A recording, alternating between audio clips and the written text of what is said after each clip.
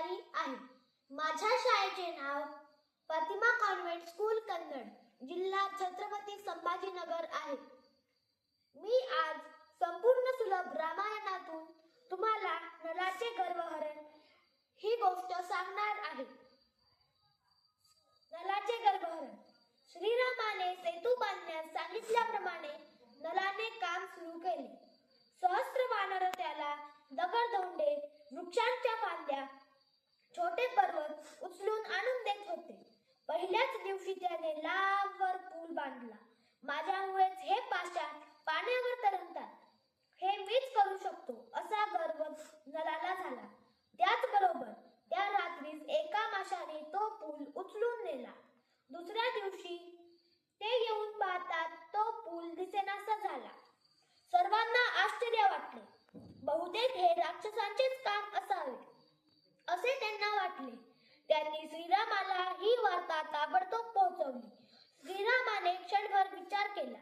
काय झाले असेल आणि कोणी केले असेल हे अंतर्ज्ञानाने ओळखून तिमिंगल नावाच्या माशाला त्यांनी पाचारण केले.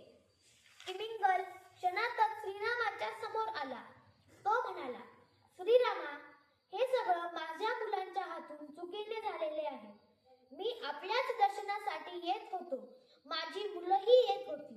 त्यांना सेतूची माहिती नव्हती. हे काहीतरी खाण्यासारखे आहे असे समजून त्यांनी ते उचलून नेले. कृपा करून त्यांना क्षमा करा. मी त्यांच्याकडून पुन्हा नवीन पूल बांधून देतो किंवा मी माझ्या पाठीचा सेतू करून देतो. तुमच्या सैन्याचा भार मी माझ्या पाठीवर घेऊन तुम्हाला सुखरूप समुद्र पार करून देतो. त्याचे बोलणे ऐकताच नल शर्मिंदा झाला. त्याचा गर्व क्षणात उतरला. तेवढ्यात तिमिंगलाची मुलं तिथे आली. त्यांनीही रामाची क्षमा मागितली आणि पूर्वीचा सेतू जसाचा तसा आणून ठेवला. नल पुन्हा सेतू बांधण्याच्या कामाला लागला. पण अरे बापरे, एकही दगडधोंडा स्थिर राहीना. प्रत्येक दगड पाण्यातच खाली जाऊ लागला. ते पाहून सगळेच चिंतातूर झाले. पुन्हा पुन्हा प्रयत्न करूनही यश येत नाही. हे पाहून नलही हतबल झाला. ते पाहून हनुमान म्हणाला, नला, तुला स्वतःचा गर्व झाला, पण ध्यानात ठेव, श्रीराम सर्वशक्तिमान आहेत. त्यांच्या कृपेशिवाय कोणतेच कार्य पूर्णत्वाला जाऊ शकणार नाही. आता तू अनन्य भावाने श्रीरामाला शरण जा. मनोमनी क्षमा माग. तू एका शिळेवर रा लिही, दुसऱ्या शिळेवर म लिही. मग त्या दोन्ही शिळा पाण्यावर ठेव. मगच त्या एकत्र चिकटून राहतील.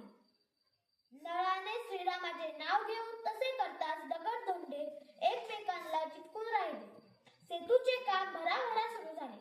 सर्वजण ते पाहून आनंदाने उत्साहाने काम करू लागले. वानर सेना गाऊ लागली.